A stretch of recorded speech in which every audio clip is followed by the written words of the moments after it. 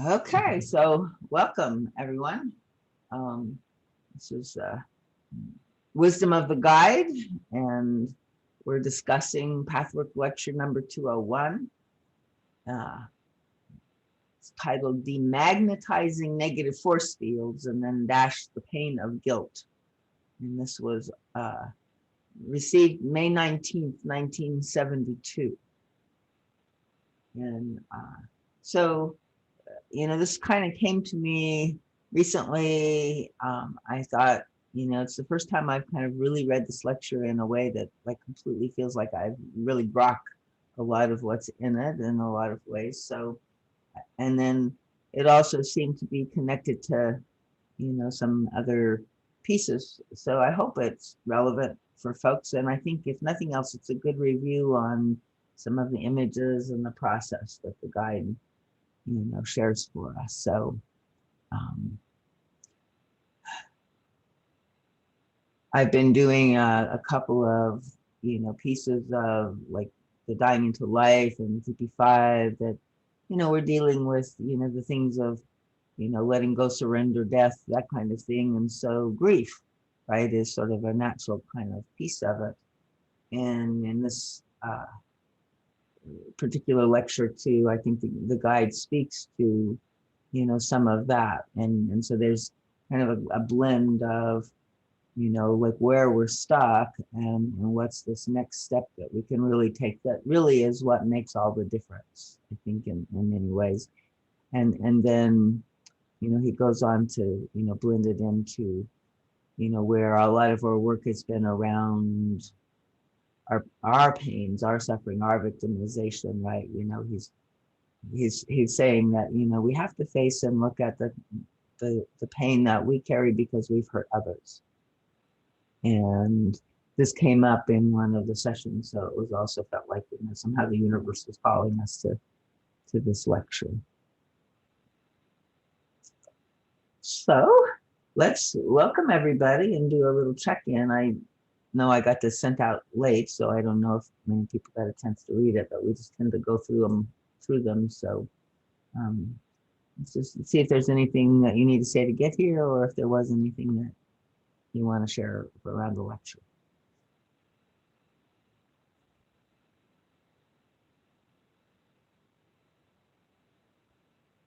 I have terrible eyesight and I'm having trouble reading the smaller font. Is there any chance you might be able to enlarge it just perfect? Or a little bit less is fine too, but that's great. Thank you. Okay, well, I may have to bring it down a little. We'll see how it goes.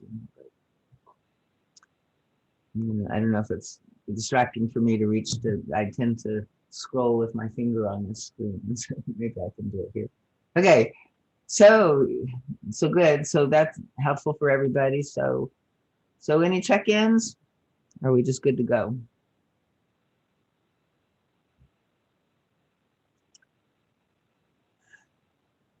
So the guide says, "My dearest friends, greetings and blessings for every one of you here. The beginning of tonight's lecture will be a brief recapitulation of certain facts of spiritual laws, facets of spiritual laws, particularly, around the images. So then he says, the fusion of consciousness and energy is of such a tremendous power that this fusion creates an electromagnetic energy field. This force field contains every conceivable seed or possibility of creation, every conceivable attitude or concept about life creates such a field.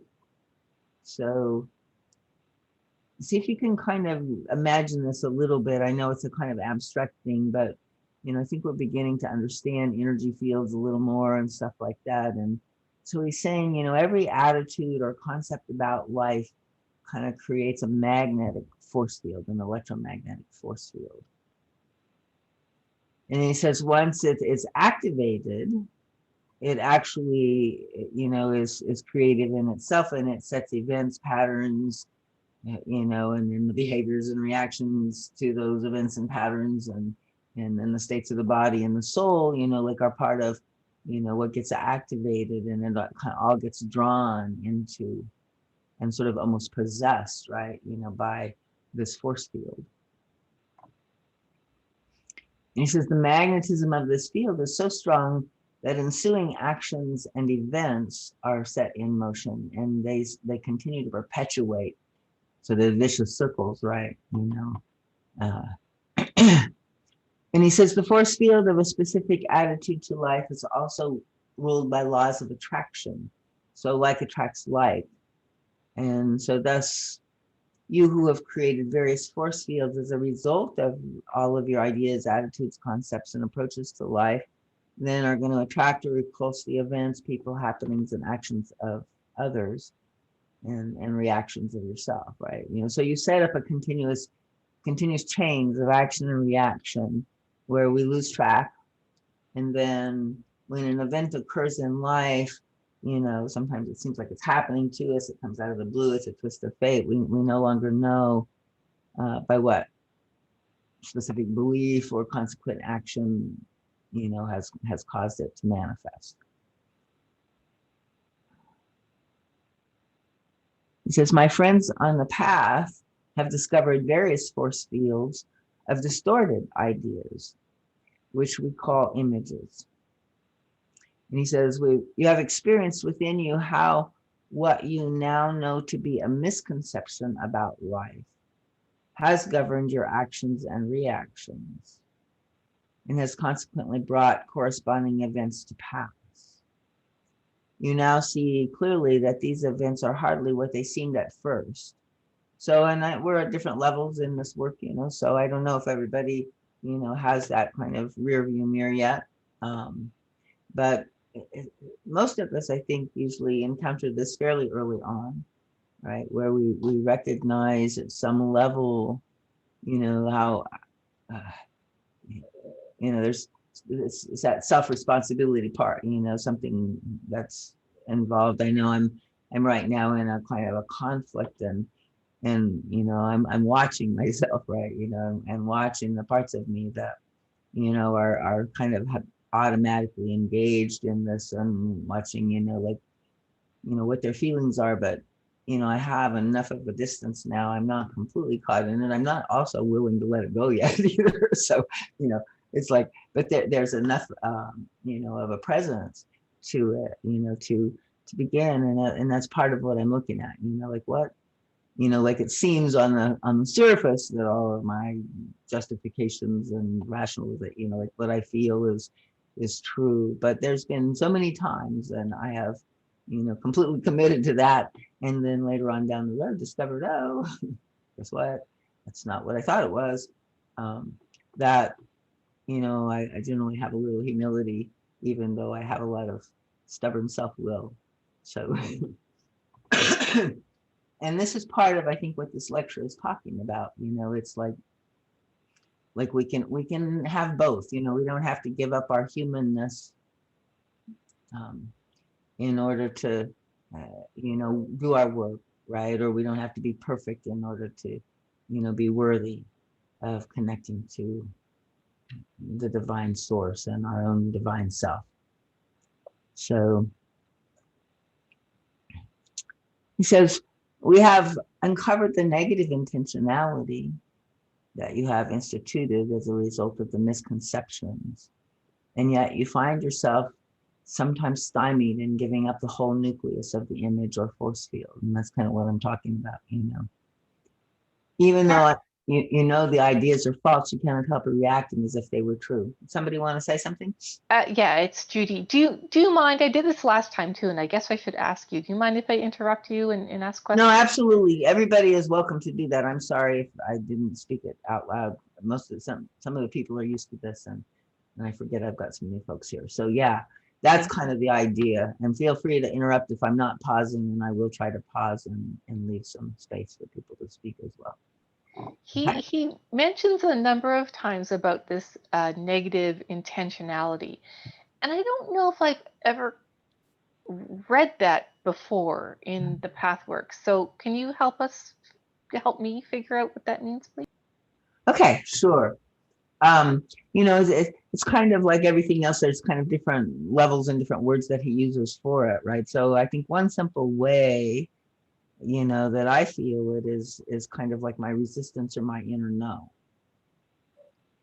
right? You know, like, but we also have, if he talks about in a lower self, he says the lower self would not be such a problem, you know, but within it there is a kind of negative pleasure and a negative intentionality where, and this is what this whole lecture is really talking about, like you said, is this understanding that, you know, it's like there is a choice, there is an intention, right? And we can you know, be aware and you know, feel our negative intentionality or our inner no, or our, um, you know, desire to hurt somebody, you know, back or whatever it is, or desire, you know, to win or something like that. So all of those kinds of things, right? The guide kind of understands in that way of a choice, like intention is a choice, right? So it's that part of the self that chooses. Um, and that's kind of like at the very basis of the whole thing here, you know, because that's what he's saying in the whole fall, right? You know, it's like in the whole journey of, you know, the plan of salvation in which, you know, Jesus played that part, you know, it's all to preserve our free will, right? That free will is, you know, this precious thing. And so then, and then it's up to us, you know, to see where our will is being used in ways that are against God or our brothers and sisters, or not loving, or essentially in separation, right? The lower self is this intentionality to separate, right? And so where that is there, you know, we need to see it, we need to take responsibility, and we need to try to choose something else. Now, sometimes, you know, we have to choose from a deeper level, you know, that we know because that's what we want, but we're not there yet on the surface level. And so it's kind of like we have to kind of have this positive intentionality at the place of our soul, right? Recognizing that the negative intentionality, you know, can't really transform without the help of God, without the spiritual connection. So anyway, it's kind of like we're all in this lecture. Does that help, Judy? Like, because I think it'll fill in more as we go, but hopefully that will give you some sense. Yeah, no, that's really helpful. Thank you very much. And hello, Dominique. Hi guys. Sorry I was late. So regardless of your outer conscious belief, inwardly you now discover that this is how you react. You seem caught or trapped in this image. So, you know, like this is where he's saying, you know, we get to a certain place in consciousness where we begin to recognize the image. We begin to see even that we're reacting and that we're, you know, sort of not in total reality. But even though we know it is unfair, unreasonable, unintelligent, and it causes ourselves and others pain, frustration, unfulfillment, guilt, and longing, right? We can't seem to stop going down that rabbit hole. And I don't know if other people recognize this place, right? You know, where you see very clearly, or at least somewhat clearly, you know, that you're reacting and behaving in ways that you know you would are not helping, right? And you would want to align with a better way, but somehow that same provocation will bring out the same dynamic in you. Can I ask a question, Darlene? Uh-huh. I've noticed that I notice these things when they happen to me, like when I am in that negative intention. First of all, when I'm triggered by something. Second of all, when I'm in a negative intentionality. And what happens for me is that I start to, I can't engage anymore. It's like I'm in the presence of something that's going on, and it's hard for me to engage because I'm living this negative intentionality inside my body at the same time that I'm engaged with other people. And so I've had issues with how to stay engaged at that moment with people before actually doing the work of, you know, how to kind of walk through that negative intent that's happening in that moment.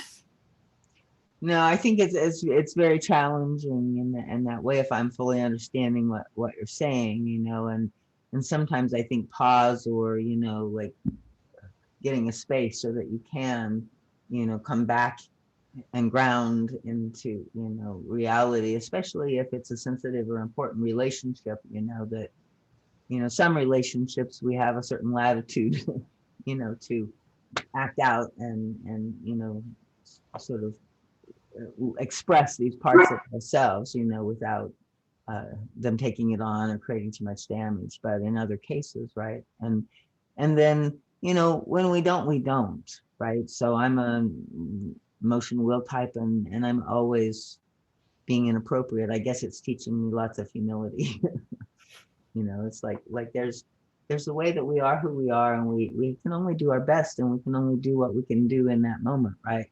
Like if I haven't developed enough presence in the moment to fully, be able to hold that pain body consciousness, which is another way of talking about images or these force fields that he's talking about, right? Then that's all that's needed. No judgment or anything else. I just need to develop more presence, right? It's like it's. So there's never really anything that needs to be like. I feel like I get neurotic about wanting to walk through those feelings immediately with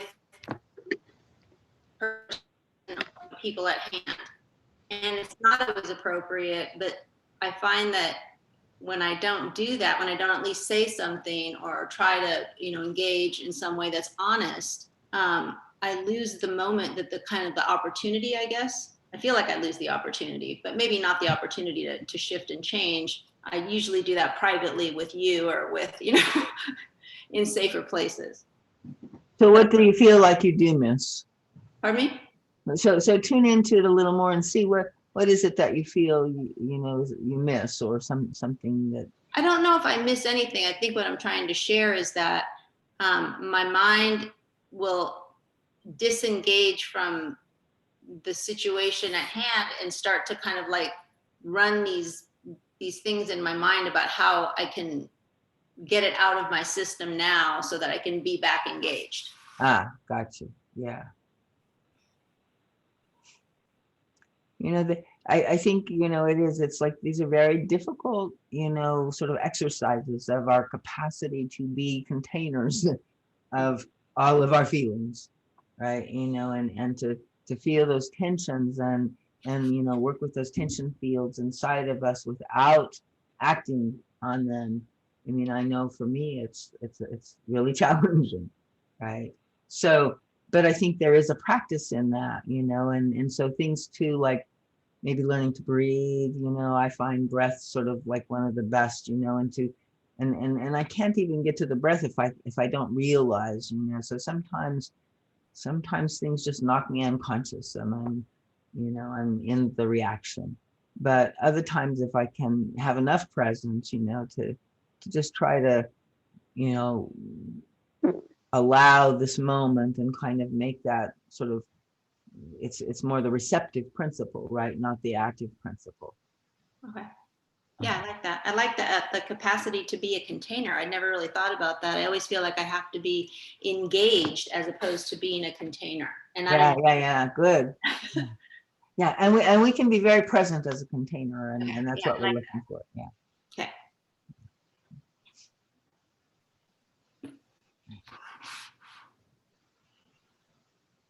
Oops. Let's see here. Somehow it went. Oh, I hear it is. I see it. Okay. The other way. Okay. So, so anyway, basically he's saying, it's like these force fields are strong in us, right? And so it's difficult, but he says it's possible. And he says, no one who is not deeply involved in and committed to a path such as this, in which deepest self-confrontation on all levels takes place, can do this. To begin with, one is not even usually aware of the beliefs one holds, which create the force fields with all their ensuing chain reactions. So to discover particular images, to experience fully and without defense all the feelings involved in them, to take responsibility for the negative intentionality, are all actions that indicate significant progress and deeply meaningful work on the path of purification. Right? So it's that's saying that we've really like built some muscles, if we can even be at that level. And he says these steps are necessary prerequisites, but do not by themselves change the creative power of the force fields. Something more is needed. So you see, know, understand, and fully experience pain, fear, and anger. You assume responsibility for your intentions and negative will. Yet something in you holds you where you are, although you know quite well at what price. And for those who are at the beginning of the path or who still defend against assuming full responsibility for their lives, the existing image can be deduced infallibly by looking at the life manifestation, right? So life reveals what one's underlying beliefs and attitudes must be. And so sometimes we don't know, or these things can be very unconscious even after doing the work for, about the beginners, it's like there are levels of images and, these force fields that we work on, and, I think it's a lifetime journey. So the magnetic power of the force field also is self-indoctrinating and self-perpetuating. And I think we felt this, probably most of us. And it's like a deeply imprinted motor mechanism set in motion with great energy. Thus a stronger energy is required, right? So like and that's what I always run into. Like I'm watching myself, and all this energy charging in this direction that I know is disastrous. And I don't know what force would stop it, right? And I can feel a place that says, I don't want to be stopped, right? That's a negative intention, right? But it's also, the little ego self, doesn't have enough to really hold it back. So to put it differently, the image has to be dissolved, and the creative energy that was locked up in this image is to be utilized in ways that are compatible with divine law. So, if we can activate the stronger energy, like then we can use it to dissolve, and then we have the same energy now, available in positive ways, right? So that's the ultimate goal of the transformation. So how do you change a negative force field into a positive one? How do you dissolve an image? How do you recreate realistic concepts and imprint them so deeply into your soul system that positive will, feeling, and action ensue? So, it's like nowadays we would talk about it in the language of programming. We've got all of these, programs in us. And so how do we, re-imprint different programs and demagnetize the negative programs? So he says different approaches are necessary for voluntary and involuntary intentionality. And he does go into, quite a bit of discussion about this a little bit.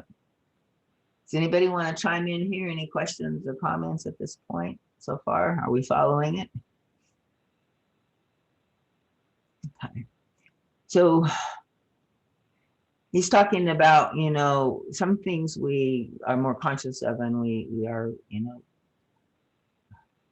seeing how we are actively engaging, and other things are kind of, we don't even get, we don't have this sense of our own intentionality in it. And he says eventually, it needs to be discovered, where there is some of that.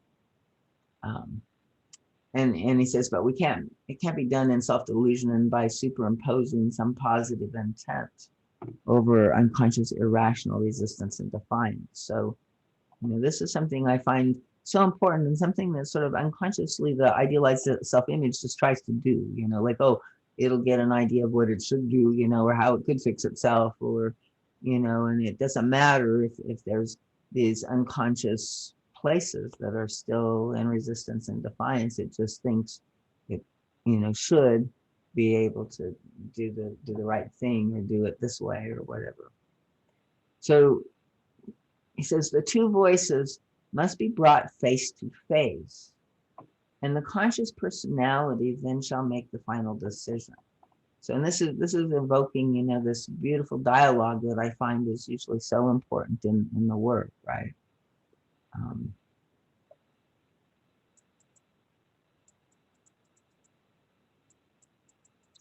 We've discussed various false reasons for one's insistence on remaining in a state of falsehood and pain. You know, this is that resistance, and he's saying, you know, we can't override it. You know, we have to work through it. And he says, primarily, it's a question of identification. So as long as we identify only with the negative aspect of our ego self, giving up something that is the primary motivating force of this ego seems like self-annihilation. And you cannot give up what seems to be intrinsically you. This is very important, right? You know, and so you therefore need to systematically establish identification with your real self. And so this is a part of what we do is we begin to recognize, oh, that's not me, that's a pain body, right? That's a child, you know, age and trauma kind of recreation.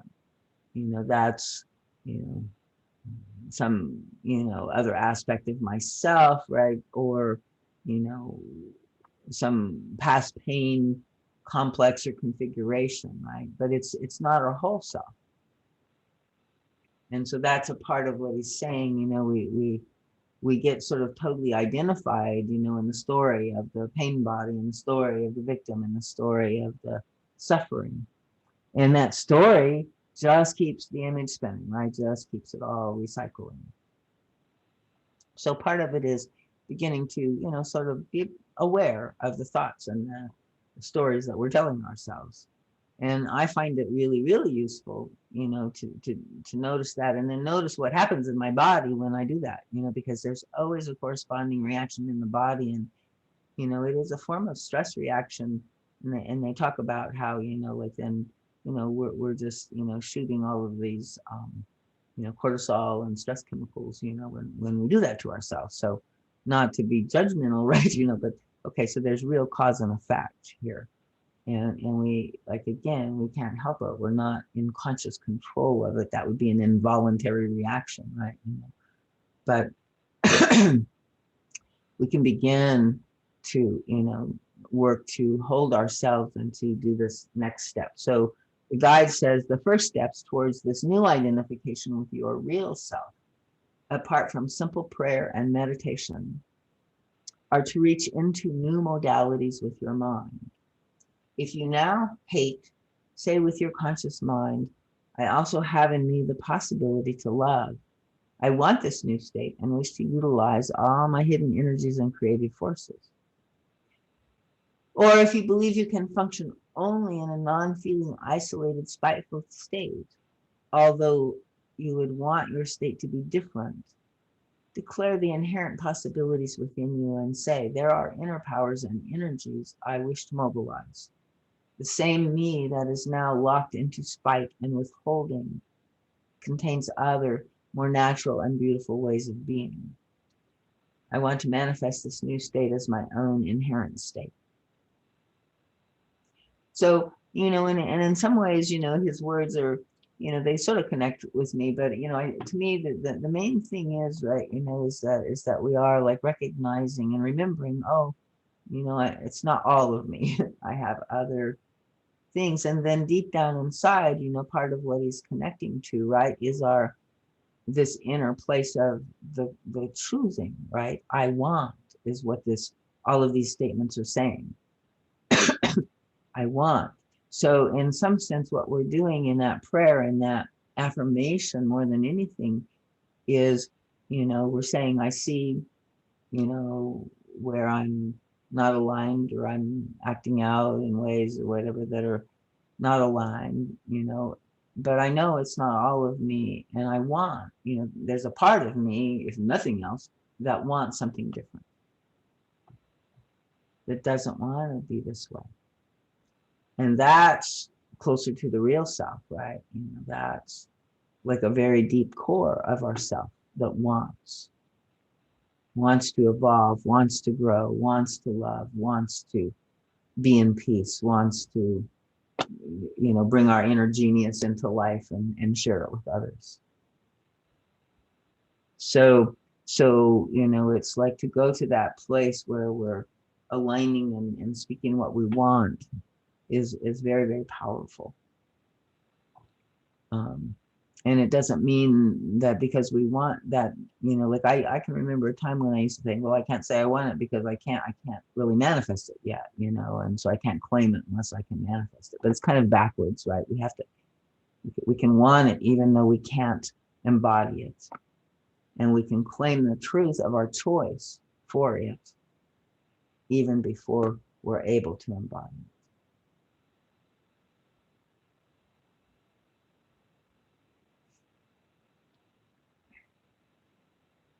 And then he says, alternately or simultaneously, the demagnetization process takes place by going deeply into your innermost stillness.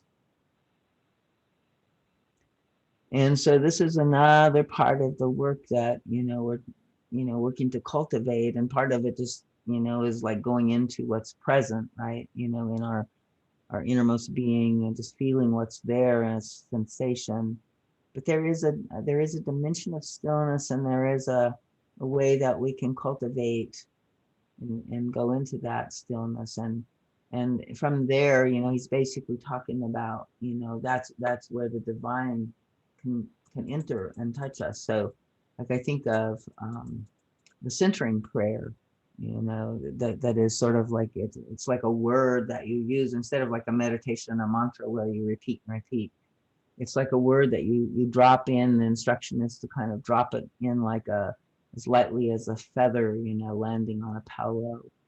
And it's a word. It can be any word, but it just represents and stands for our intention, our inner intention, to welcome and receive the presence of the Holy Spirit. Right? The presence of God with us right in this moment, right now, in that space of stillness.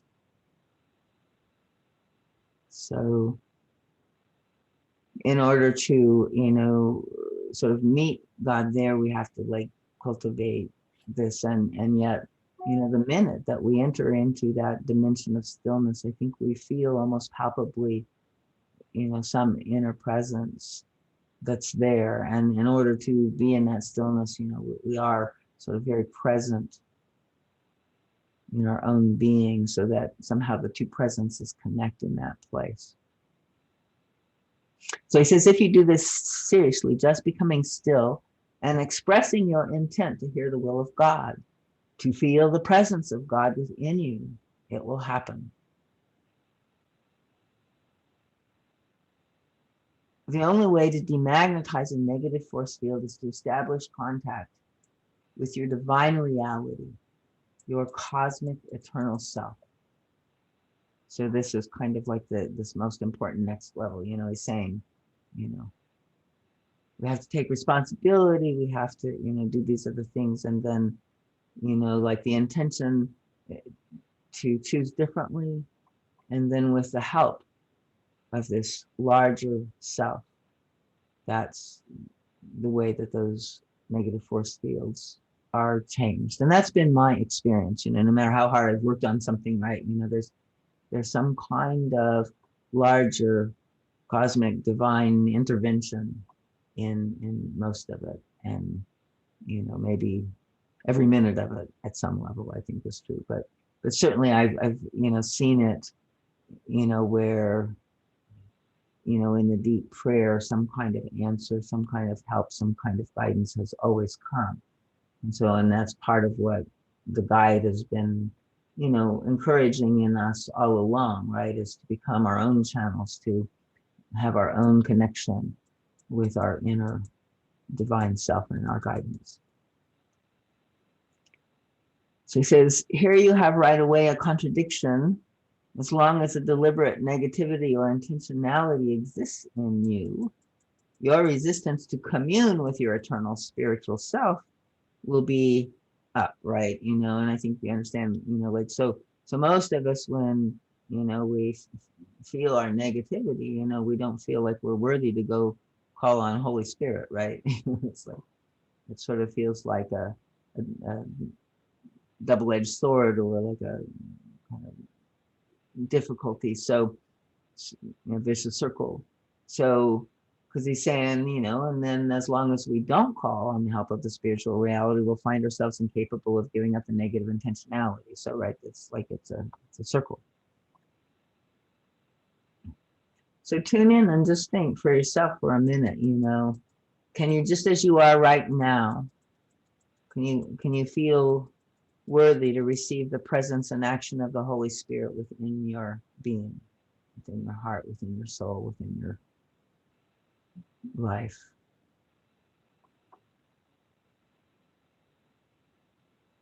And then just notice, is there some of this, non-deserving feeling, because your imperfection, or a part of you that, wants to keep your negativity in some way.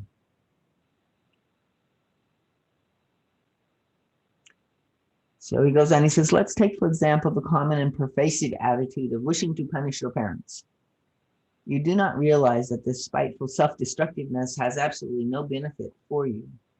Yet so you do realize that, right? At some point we wake up, that's like not really helpful, and it doesn't benefit us at all. Yet you feel you cannot even want to give it up. Since you cannot want to give it up, you do not feel clean enough to let God manifest in you. Neither can you listen to the creative spirit and attune yourself to its presence. And then you cannot know the eternal being you really are. So the only way to come out of this self-contradiction that holds you immobilized with magnetic force, in spite of your knowing what you are doing with your life, is to begin to use thought processes in a new way. Let's take the same example. I want to punish my parents by my own misery and spite and non-giving. Oops. Not sure what happened here.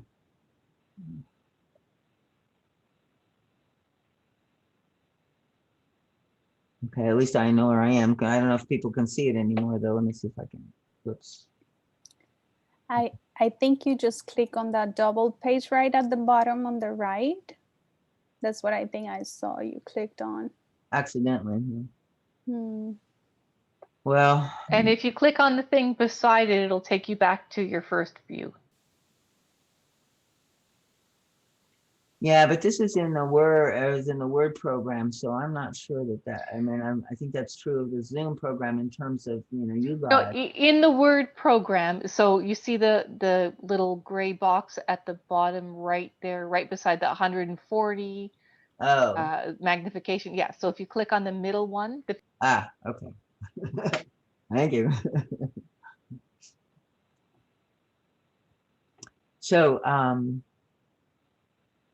So freeing new thought processes might be, to begin with, again, that, realization, I don't want to stay in this position, that basic choice, right? There are powers within me that make it possible for me to change and feel good and secure about the change. I do deserve it. This change is my birthright, which I claim. I can subsist on good feelings. I can sustain and endure them, just as I can endure pain or disappointment. So here again, he's bringing in that idea that, we really can't endure our pleasure if we are still not saying yes in some way to the reality of life. Like everything we love is we're going to lose, right? So somehow we have to learn to endure pain and disappointment. And I now decide to no longer believe in the fallacy that I can bear neither painful or good feelings.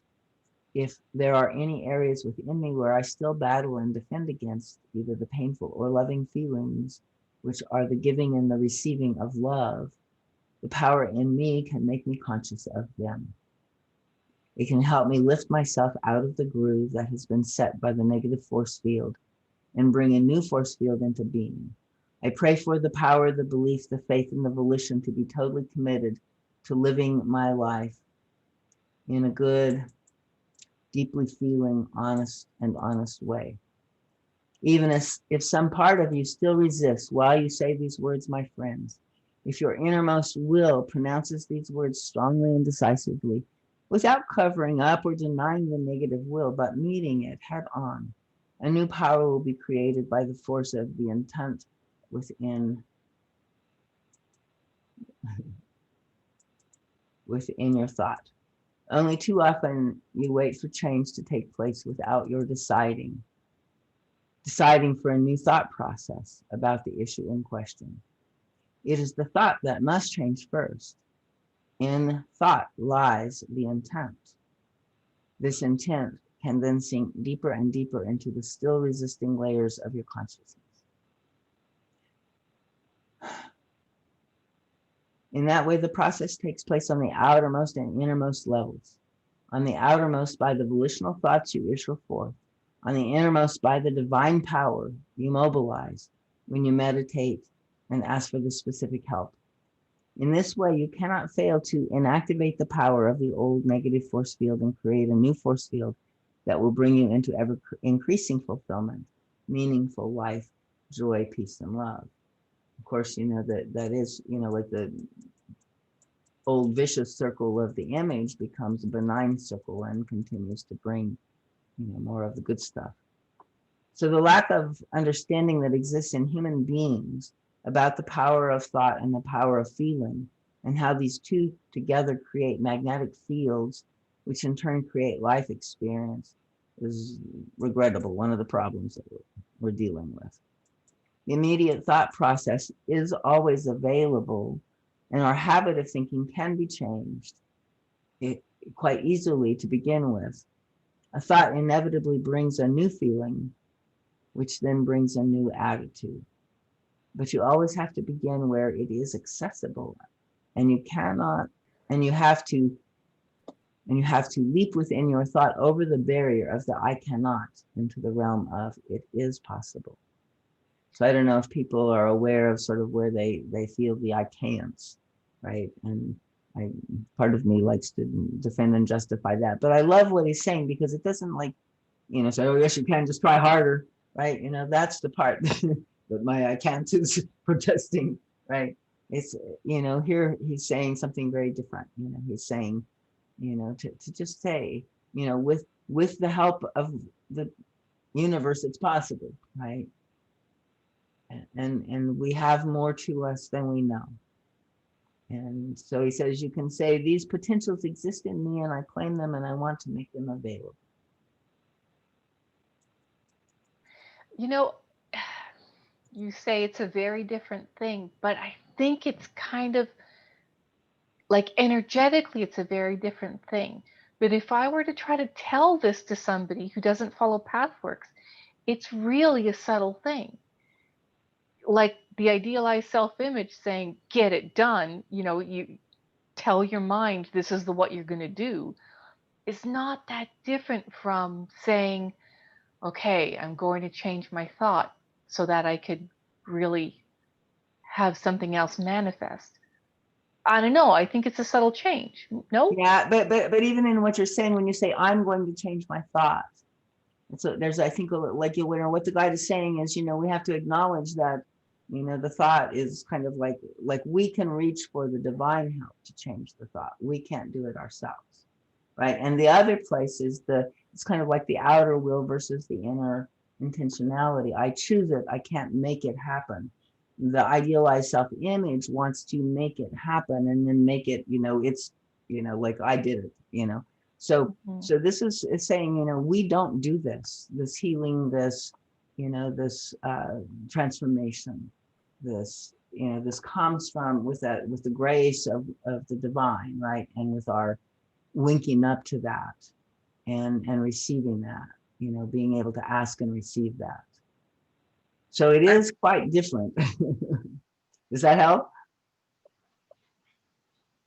I was wondering about, like, I think probably when I think of this, it seems like it can get confused easily with the idea of like manifesting, how they put out there right now, manifesting wealth, manifesting like different, you know, the whole power of thought idea.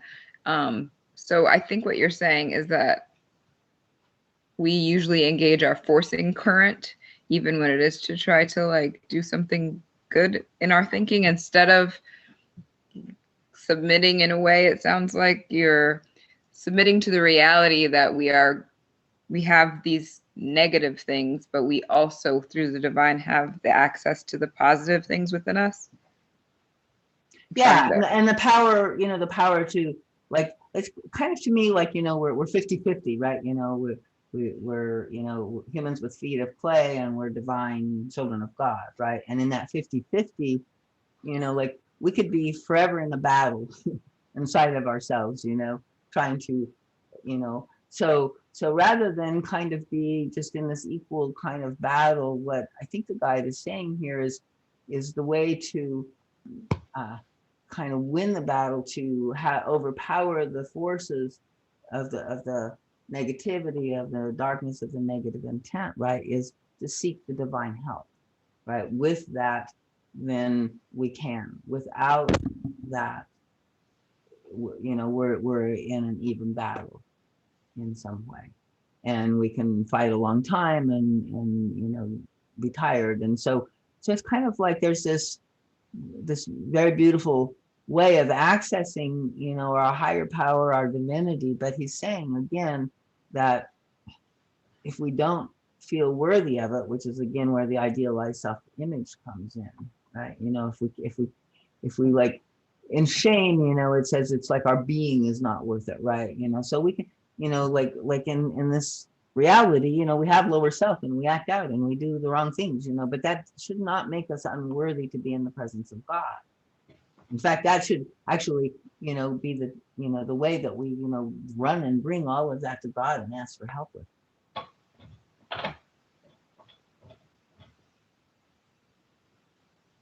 So it seems like that this is a little, like of a lecture that's a little more advanced for people. So I don't want to, jump over anything. So feel free if I'm not really, responding to the question that you have, try again. So, Ellie, can I jump in? yeah, go ahead. I'm trying to look at this whole concept, and I understand, the humility it takes to ask for help from God, but I've been dealing with an issue that's, just isolated on myself, being at times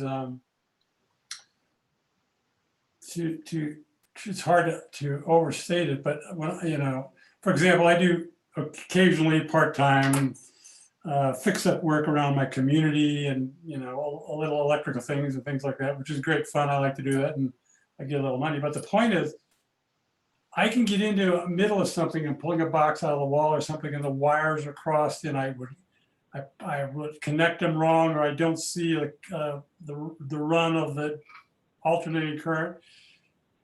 And if I do it wrong, I'll pop a breaker or whatever. There's a part of me that almost becomes unglued with personal incensed anger at myself. And I've had this for years, ever since I was a little kid, actually watching my dad do stuff like this.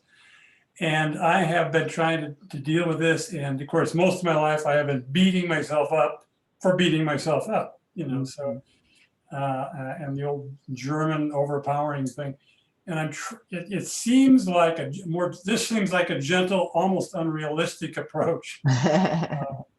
And I have been asking for support around it, because it's actually affecting my body and my heart. I can really feel it, because I just get over the top incensed here. Nice. So what I've come up with is, well, actually in the last couple of weeks when it came up again, and I keep thinking, well, I'm done with that. And I'm going along for a couple of weeks and it doesn't come up. It pops up again.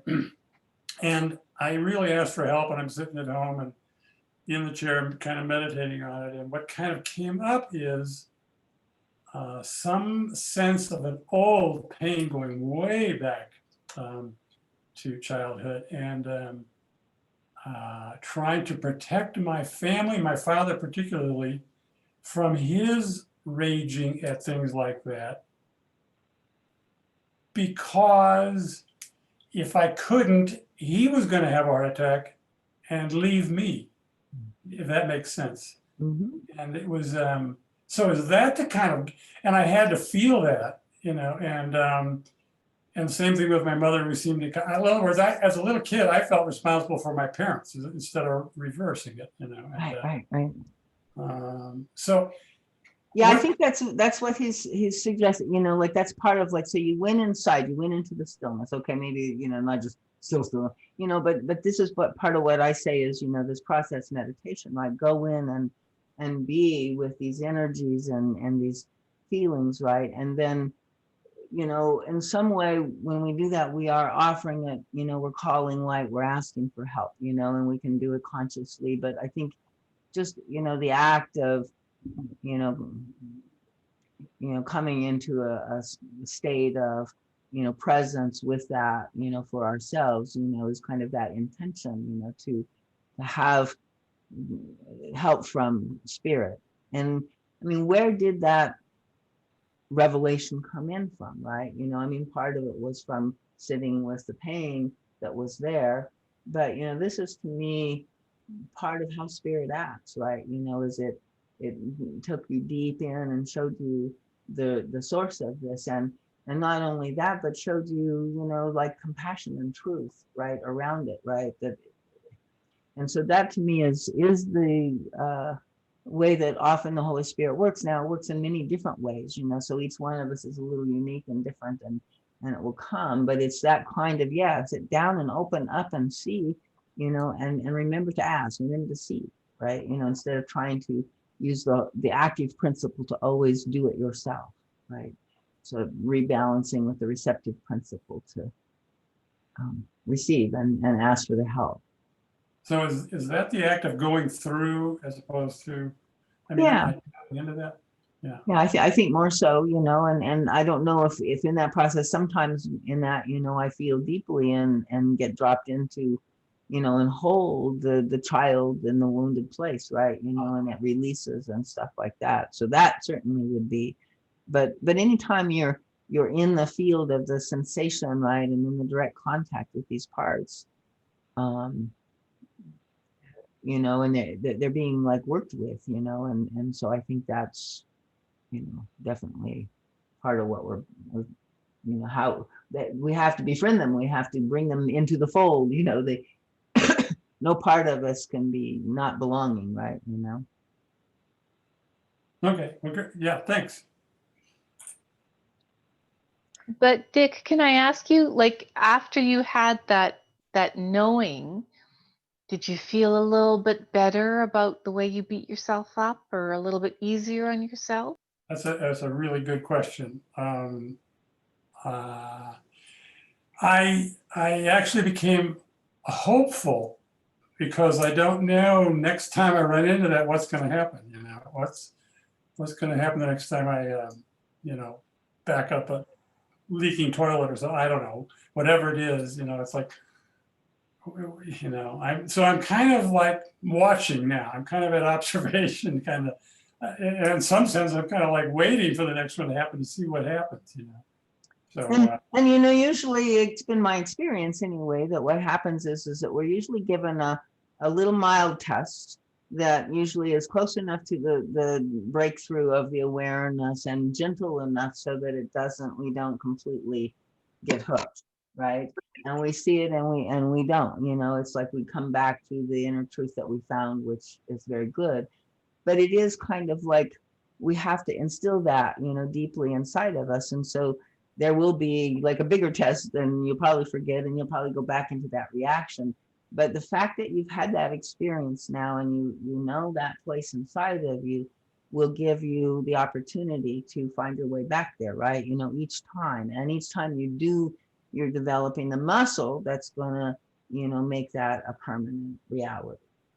in other words, I can kind of, I don't want to take too much time here, but I can zoom kind of, crudely put, zoom back to that memory of this little kid trying to save my dad, for example, and then I can kind of give myself compassion and kind of forgive it in a much quicker way rather than going through this rampage of. Right, and again, you know, like, you know, how you remember it, you know, will be in different ways. You might need to specifically go back and be back in that, you know, and recreate the whole thing. But the truth is that knowing that now is in you. You have been changed by that experience you had. And, as you, work it, right, or as the universe works you, with it, I mean, that's the desire, that's the aim, is to, get it and lose it and get it again, and until you have it embodied fully. It's kind of a reprogrammed, is a Yeah. quote. Okay. And to do that, we have to forgive ourselves every time we fall back into it. Yeah, that's going to be the work. Right?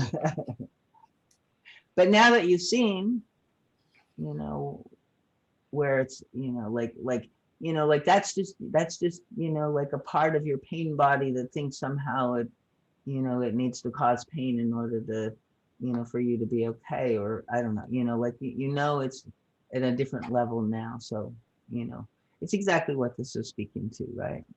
Okay. And the beauty of your understanding came out of this inner process that the guide's talking about. So that was the guidance, was how you're reading it. It's how I would think of it. The guide says in the prayer lecture, he gives us this whole thing of, what to pray for. And then he says, and then go sit and be, with what is inside of you, right? And offer that, he says, don't meditate everything the same way every day or anything like that. It's like, he says, be with what's there and go into that stillness and connection, with it. So.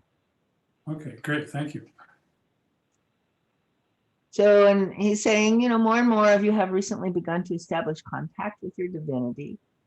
You have begun to experience who you really are, but still your hesitancy to avail yourself of this new power keeps you unnecessarily away from the beauty of your inner reality. To teach it requires more and more investment, but could there be anything more wonderful?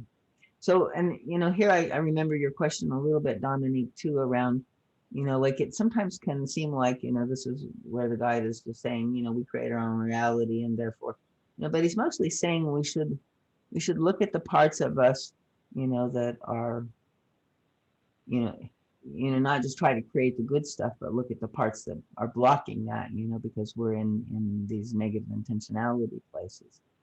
And then, also to look at the places where, we feel ashamed or unworthy or undeserving somehow, not of being great, that's the fear, is that the ego is going to take over and we're going to, like misuse it, but of really knowing our worth, of claiming, our own unique beauty and capacity, and that, God loves us, that, you're God's child, right?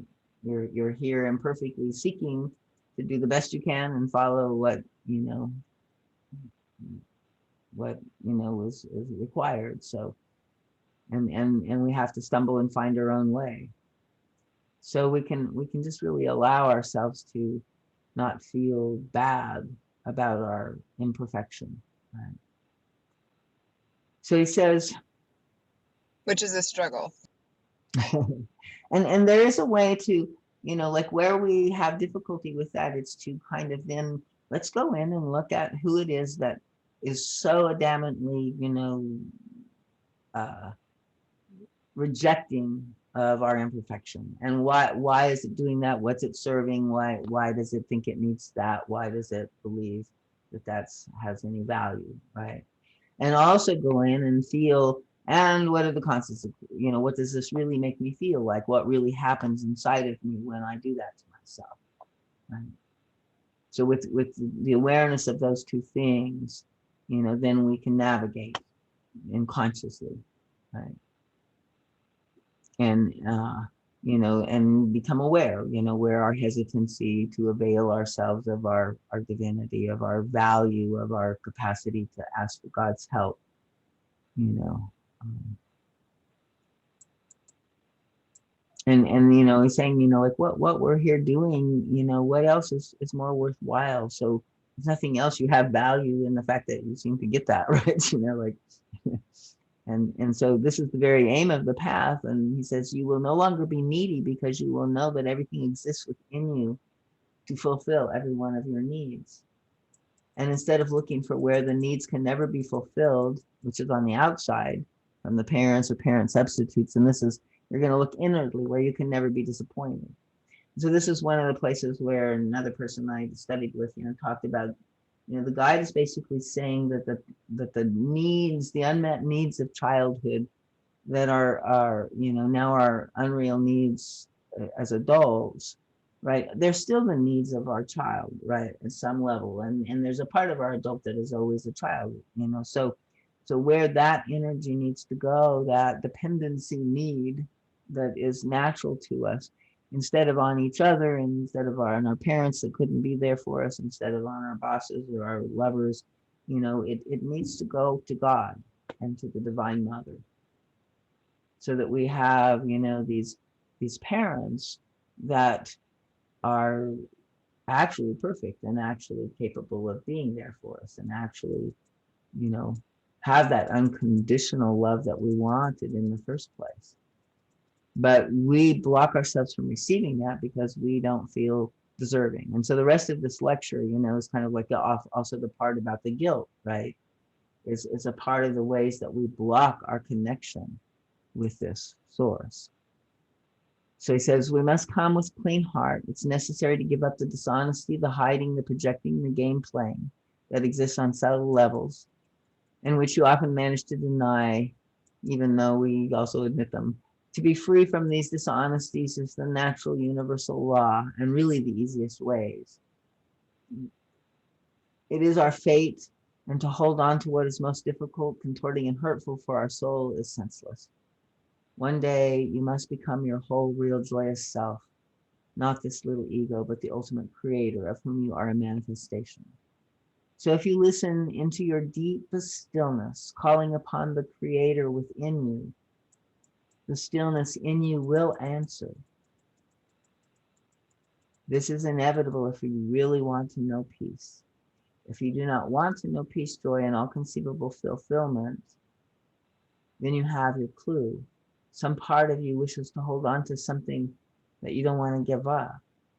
So like if we don't want to connect with the divine, maybe there's a way that we feel like, there's something he's expecting us to give up that we don't want. And even that is a good question. Maybe it's just in our imagination. Maybe it was those other parents that wanted us to give it up. It's like it all needs to be re-examined, right? So don't hide if it's true that you can't come before God because you have something that you don't want to give up. That you believe is somehow a negative fault in you. Look at it squarely, and then it may not even be what you think it is. But if you see it, you'll know what to do. You'll be guided. You'll find a way. So then he comes to the second part of the topic. One of the important obstacles to wanting to establish the channel with your real being and wanting to give up dishonesty is our guilt for pain we have inflicted or are still inflicting. Over these last years, we've learned to open up to the pain that we've endured, pain that has been inflicted. So we have learned to no longer defend quite so much against pain. And more we can feel and experience it fully and thus free ourselves. However, the entire psychological movement has turned away from the other aspect of pain, feeling the pain of your guilt for having inflicted pain on others. The guide says the only real guilt really is the guilt for not loving, right? And the guilt for separation. And this is so for partially good reasons.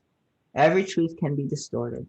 In the days of pre-psychology, religion had indoctrinated man with a distorted, debilitating guilt feeling, false guilt, fear of a punishing God, a guilt that did not make it possible for human beings to live in dignity and in the knowledge of who they ultimately are. So in order to straighten out such distortions, the pendulum temporarily swung to the opposite extreme. So I make a clear distinction between remorse and guilt. Remorse is the deeply felt pain of your wrongdoing, yet without losing sight of your divinity. You become a better, stronger person when the pain of remorse is fully savored. Guilt crushes the self and denies its intrinsic divinity. So I think that's a very clear and powerful, distinction. Does anybody want to comment there? Anything? Do you have a sense of the different, like, what are you doing? Are you in remorse or are you in guilt? How would you say that lines up with guilt and shame? I've heard that. Can't quite hear you, Dominique. I'm not sure what happened. Sorry, it's because I'm trying to pick up my son and my audio is not great. But I was going to ask if that is similar to the difference between guilt and shame. I feel like they've talked about guilt and shame, and now they're introducing a third similar, less destructive one.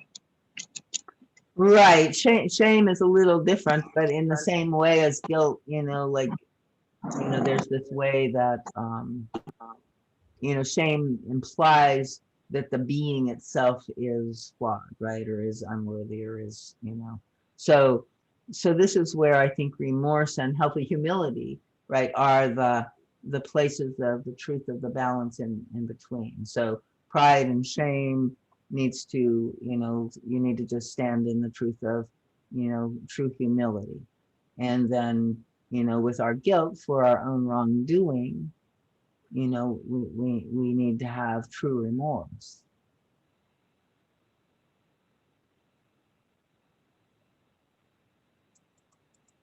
And he says that, remorse will actually then allow us to become a better, stronger person, right? It doesn't debilitate us. The guilt crushes us and we can't, proceed. And he also talks about in some other lectures the difference between sort of the neurotic false guilt and the real guilt, right? And how one can hide the other. So, but he says right below that, he says, if you cannot bear the pain that others inflict upon you, then you cannot experience in a constructive way the pain of your own guilt either. So this goes back to, can we, stand to feel what life causes us to feel, right? And if we feel, so fragile, or like where we can't stand, to feel pain that others inflict upon us, then we're not be able to experience pain in a constructive way. So generally, just period. And so then it's not going to be possible in our own guilt. It says the guilt of your own distortions must be fully faced, felt, and understood in all its ramifications and chain reactions. Otherwise, you can never be clear with yourself. And unless you do so, you cannot be whole. Do this in a very realistic and well-proportioned manner. So this is sort of our mind can, kind of grasp this, right? I think how we do it in the deeper being is from the heart, right? But we want to, face ourselves without exaggeration, hiding, or dramatization. It is possible to recognize the change you are forging with your negative attitudes and the hurts you inflict with them, either directly or indirectly. The hurts of omission are no less hurtful than those of commission. Have you not been deeply hurt by what was missing in your life as a child? Was it your parents' inability to give more warmth, good feelings, and closeness? Well, are you inflicting the same on others? Whether like a vindictive imitation or somehow a perpetuation, we also often just treat ourselves that way as well, right? It's like, if we're crushed by the pain of our guilt, this is only because we have decided to opt for this reaction, this reaction of the negative attitude towards the hurts. Wherever you so wish, you can question the necessity of being crushed and listen to your inner stillness for the possibility of a new reaction. So this is important. Like a lot of times the guide talks about, sort of, the way the story is and the way we carry it in ourselves is a little bit of a drama, then we kind of get off a little bit on the identification and the drama and the story, right?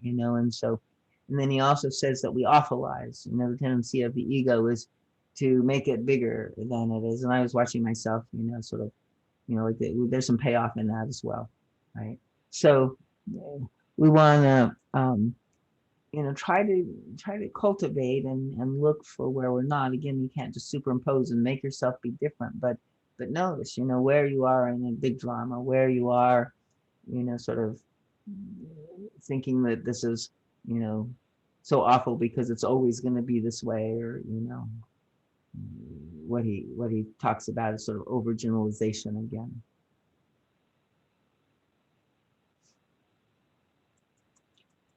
Whenever you wish, you can question the necessity of being crushed and listen to your inner stillness for the possibility of a new reaction. I think that's very beautiful and very simple right there. Like to kind of think about that, like notice whenever you feel crushed or somehow, deeply pained or affected, we can question the necessity of that intensity of the feeling and go in and listen to our inner stillness. And again, it's not judgmental. Maybe we discover that the intensity of that feeling comes from the child wound, and we can, help hold the child and, let it go a little more.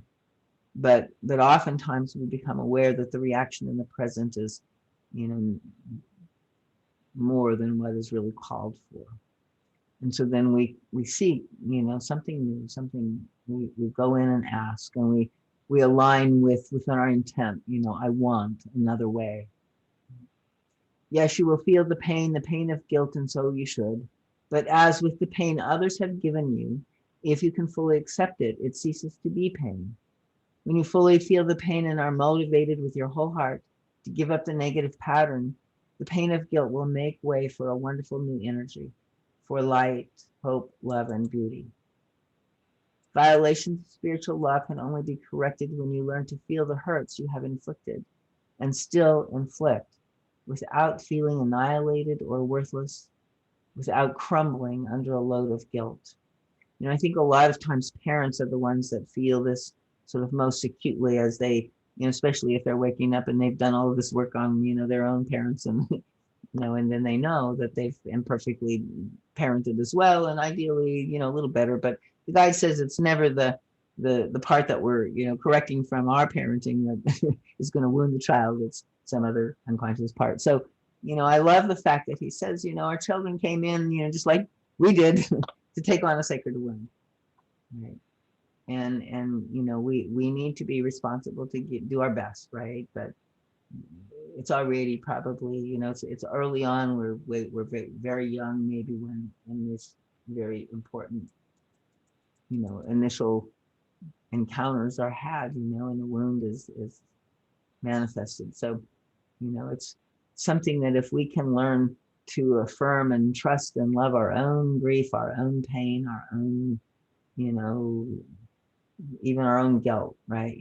As teachers, as, part of, like the part that will, break us wide open, allow us to evolve and become even, more of who we came in to be, then it all becomes, that positive, good, it's like all is unitive consciousness now. No longer 50-50, sometimes good, sometimes bad, sometimes pain, sometimes pleasure, but all good, all pleasure. And when you hold on to any kind of negative intentionality, you cannot help depriving and hurting others. And this is very true, and so this is where it's really important for us to try to understand, where we are, because in some ways that's our greatest, culpability, right? And the desire to take responsibility for ourselves in that way. So he says there is no conceivable difference between ourselves and others. So whatever you do to others, you do to yourself, and vice versa. And now, my friends, let yourself feel the pain of inflicting pain. Feel it without crumbling, without exaggerating, without doubting your divine heritage. If you can do this, you have found the all-important key that will make you want to open up to your divinity with all its joy and with its eternal reality of love. If you cannot bear the pain of your guilt and look away from it, then you cannot feel deserving, and hence you must block the contact with God in you. So this is one of the most important keys you need. Facing the guilt for the pain you inflict on others is really not different from facing the pain you have received. In both instances, you can exaggerate it and make yourself incapacitated for life, or you can decide not to feel it at all, or you can follow the feeling and say, yes, others have made mistakes. I have made mistakes. They were blind and groping, and so was I. They were in darkness, and I was in darkness. This is regrettable, but this is what we are all here for. I now lift my head in the dignity of who I am. I know the greater power within me will help me to feel the pain I have given and the pain I have received. So I thought that was a very beautiful affirmation there. Any comments? That's almost like the humility prayer. Mm.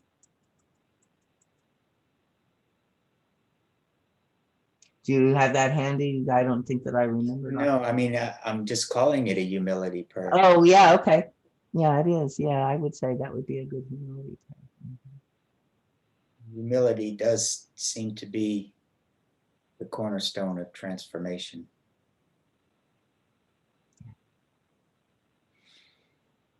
A quick comment Uh-huh.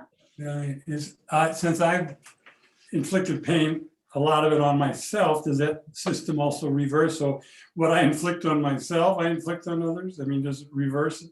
Yeah, often, usually in some way, right? Yeah, you know. Yeah, it comes up, I'm thinking it probably comes up being very critical of others in the job they do. Exactly. Until we can really have compassion for the self, you know, we have a mask, you know, sometimes, you know, we even feel more friendly and loving towards others than we do to ourselves. But ultimately, you know, the critic and the control part will, you know, cause pain, right? There's no problem spotting my critic of others. That's pretty obvious to me. So, yeah. Thanks.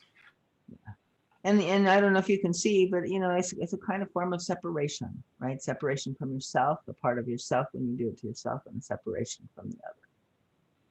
So, and if we can go in and then feel the deeper longing, you know, like in the deepest core of ourselves, you know, like, you know, I mean, we justify our separations and we have this and that issue with people or things, but you know, like deep down inside, if we can remember what the truth, we can feel it, we can know it, we really want the connection. We really do not choose separation, you know, at that level of our being. That level of our being is always choosing union.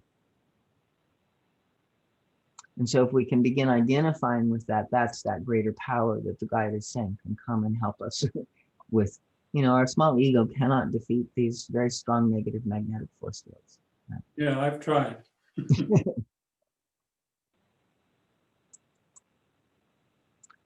So the apparent paradox is that more you hide from the pain of your guilt, the more ruthlessly you punish yourself. Conversely, it is true that the more you face and feel that pain, the less you will need to punish yourself. You are truly caught in one of the most tragic of vicious circles, because you imagine that you cannot face the pain of your guilt. And I think maybe some of these recent suicides with people, I don't know, you know, like you cut yourself off from your heart, your center of being, and from your innermost life. You feel forever undeserving of joy.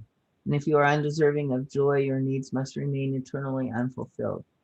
If you feel undeserving and unfulfilled, you go on punishing the world for this painful frustration, or yourself, right? You dare not turn to the wondrous magnificence of your inner presence to help you out of this trap, because doing so would instantly fill you with light and joy. You feel that because you have given pain, you do not deserve such an experience. Maybe you can kind of sense that, like if, you know, if all of a sudden you could just be instantly, you know, received and receive all, you know, I mean, I think in the, some of you didn't, you know, working with No Solar, and we will in the year 5, you know, but there's a point where in the lower umbral, you know, in the lower astral, the light is reaching for the beings that are, you know, suffering in the darkness, and you know, you watch them visibly draw back, right, you know, from the light. So a lot of us is like that, and we have to recognize that, and then, you know, then we can begin to work with it. You feel that because you have given pain, you do not deserve the good experience, the God experience, the divine connection. But how can you break the negative pattern unless you avail yourself of the power of God within you? And you cannot experience God within you without also experiencing joy, peace, and light. How are you ever going to break the vicious circle unless you use this key? So go into your inner stillness right now. Declare that you wish to feel the pain that is held in you as it was given and as it was received, and that you wish to be the beautiful person you really are. Feel both the pain of your guilt and the beauty of your real self. Thus you alter the course you have set in motion and create a new force field because you demagnetize the old one. This is the way now, my friends. As you do this, as you feel the pain of the guilt and the pain of what has been done to you, it will become one and the same pain. You will then forgive yourself as you forgive others, as it was said in one of the greatest prayers. Then you will be free, free to let go and let God manifest through you more and more in your everyday life. Be infused with inspiration and wisdom, with joy and peace. These are not mere words, my friends. They are the unshakable reality that can be verified by anyone who wishes to go on this path all the way. These are not promises nor abstract philosophies and principles. These are concrete actions to be put into everyday living. You will then no longer depend on others, but will be your real self, your divine self. You will therefore have true relationships, not dependent relationships. This is your ultimate fate. It is up to you how soon you make it come true. Okay. Amen. Amen. So any last questions or discussions on that? That was really good. Go ahead. I'm sorry. That was really, really good. I really enjoyed reading that and listening to it. Humility is the key. All of a sudden, it's just like, just being aware that, whenever I'm in that space, my ego's taken over, and I can remember to, really look to a higher source. I mean, really, I can look to a higher source in that moment of being triggered or angry or sensitized. It's nice. Beautiful. Good. Thank you. Anybody else want to tell their takeaway?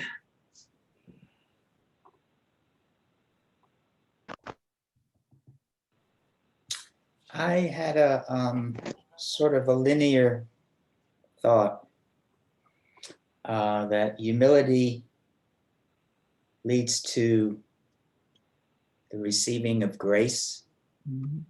and grace leads to awakening, and awakening leads to peace. Uh-huh. So nothing really gets going. Part of the benign circle. Yeah. That Yeah, starts nothing when really we- gets going without humility. Exactly. Amen. Mhm. Beautiful. Okay, so I mean, we're getting close to 9. Thank you, everybody, for joining in. That was a good discussion, and good lecture, I think, to dive a little deeper into. So I hope people got something good out of it, and we'll do it again in 2 weeks.